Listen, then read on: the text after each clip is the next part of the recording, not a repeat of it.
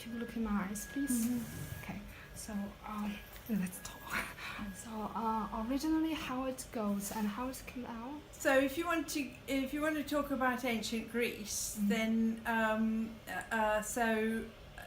there are two kind of sources of vegetarianism in ancient Greece.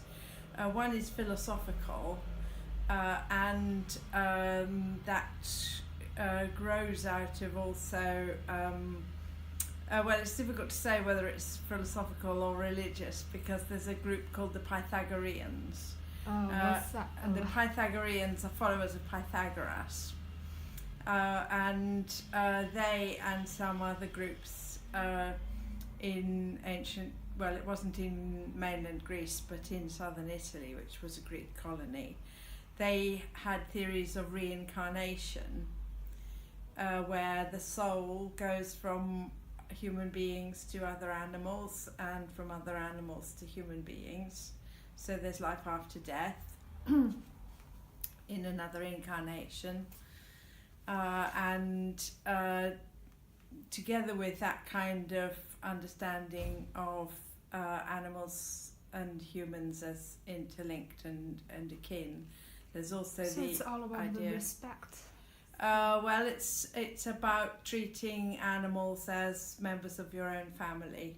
So if you wouldn't eat your own dead human beings, why would you eat animals?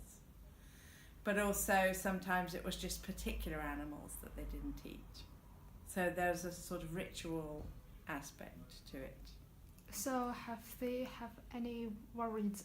Do they have ever worried about the health things? So the other reason, so the main source that we have for understanding vegetarianism in antiquity is a man called Porphyry, who wrote a book about abstinence from animal foods. And he has a number of different reasons. One is justice towards the animals. Another is looking after your own soul. So looking after the health of the soul, the human being, involves making sure that you can be clear-headed and think well. So the philosophical reason for doing vegetarianism is that a vegetable diet that doesn't include a lot of meat is better for thinking. So that's a kind of health consideration. It's not to do with the health of the body, it's to do with the health of the mind. And the thought is that you... And was it true? Well, the idea is that you become sleepy and you need more energy to do digestion if you eat meat. It's harder work to process the nourishment. And if you're just doing a sedentary job like thinking, you don't need all the muscle power that, say, an athlete needs. So the idea is that you need a different diet depending on what you do with your life. And if you're a builder or a workman or an athlete, you need a lot of animal protein to build up the muscles.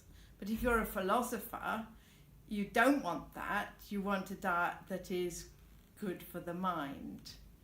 So he advocated the vegetarian diet partly for reasons of justice towards the animals, not to kill the animals, and partly for reasons of healthy diet for the mind.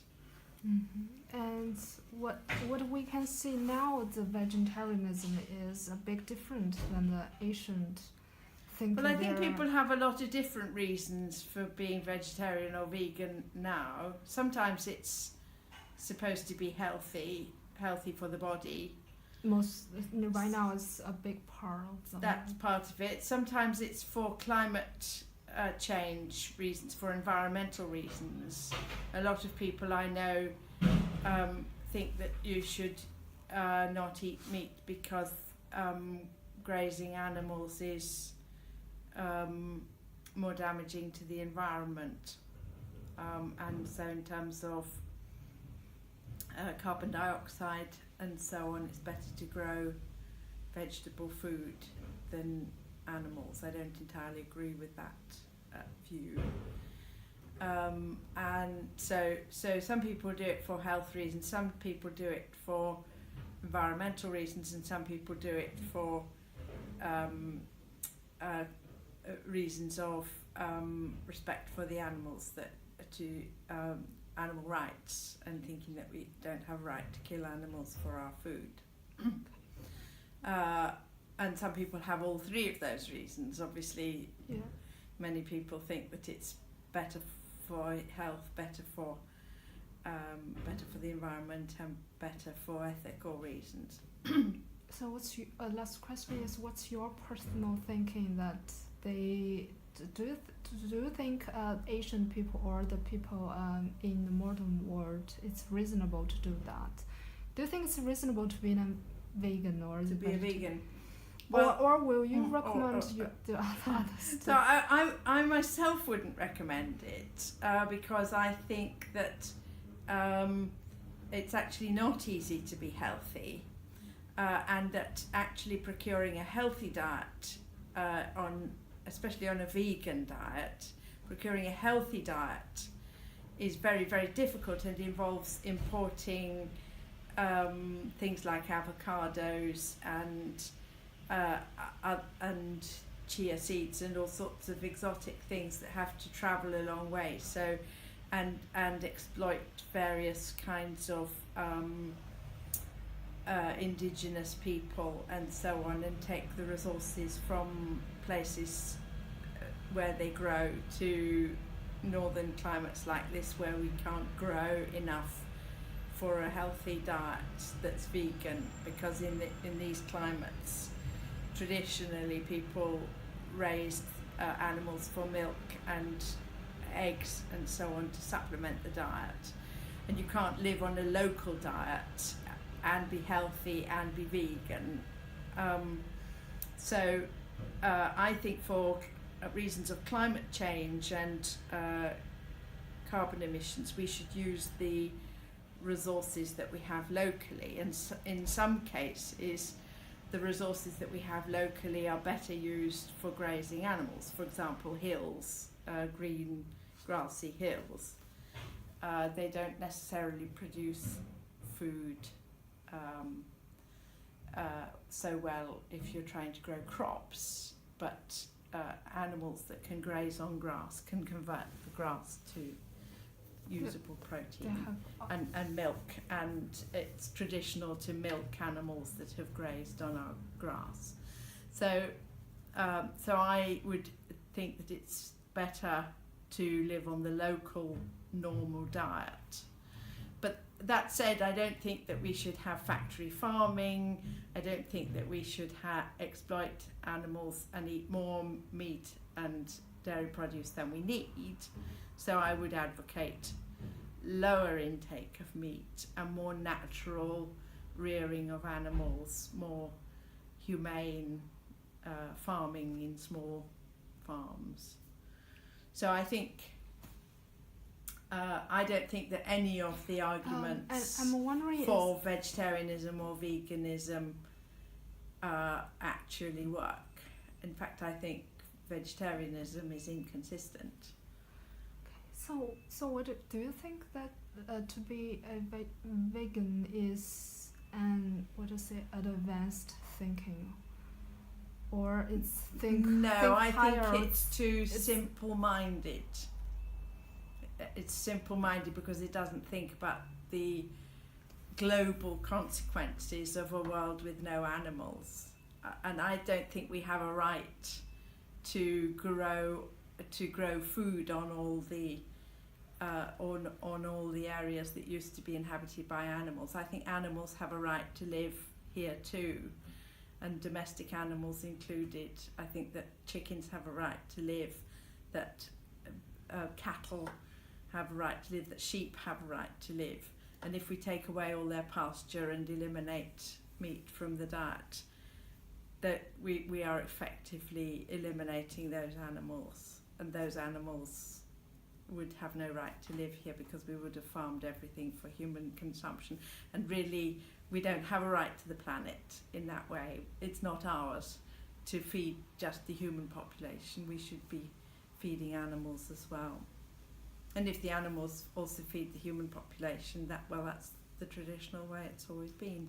That's how we live in a symbiotic relationship with our animals. So that's my view. But of course, I think that we don't need to eat nearly as much meat as most people in the West eat. Because many people, they are pure meat lovers. Yes. And if people are eating massively more meat than they need because they're meat lovers, Yeah, it's oily and that's selfish, and it's almost certainly because the meat is cheaper than it should be, and it's only cheaper than it should be because somebody is being exploited, and usually it's the animals. They're being treated with antibiotics, they're being kept in crowded conditions, they're being fed on unsuitable food, and that's what causes them to be so destructive in the farming. The farming is very destructive if you do it in the way that has been promoted. So there was a big change in the 20th century when all the governments thought that they could feed their people better if they farmed in a more intensive way. But it's been totally destructive. It's totally destructive to the lives of animals, and it's really bad for human beings as well because it means that meat is cheap, and then people eat too much of it, and then that's bad for their health, and then we have both a ruined planet and bad health consequences. So it's really, it's a lose-lose situation. And what do you think that maybe the people lived in the Asian think the meat is unclean food?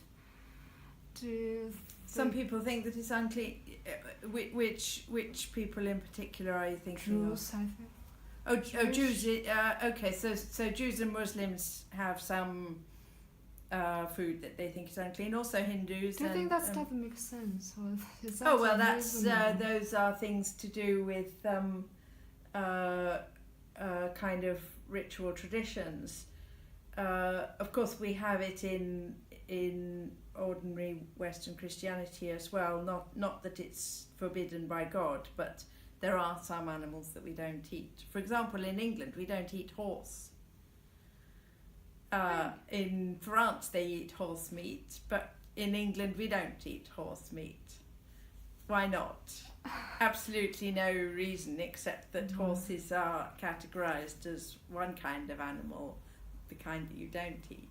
Similarly, we don't eat dogs, we don't eat cats. But you might think it was more odd because cats and dogs are carnivorous, and most people don't eat carnivorous animals. I think most Western people, they really love their pets. They love their pets, and it may be that we treat horses as pets because horses were traditionally part of the family. But then so traditionally was the family pig or the chicken. So there's no particular reason for some of the divisions between what we do and don't eat. So in some places they eat, for example, insects. Follow the tradition. We don't eat insects here. Perhaps because we haven't got big enough insects that would be worth eating.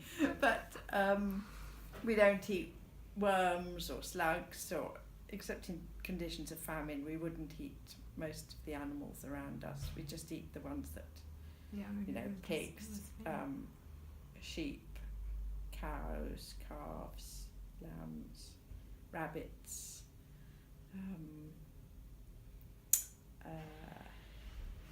various kinds of birds, pigeons, as well as chickens, and ducks, turkeys.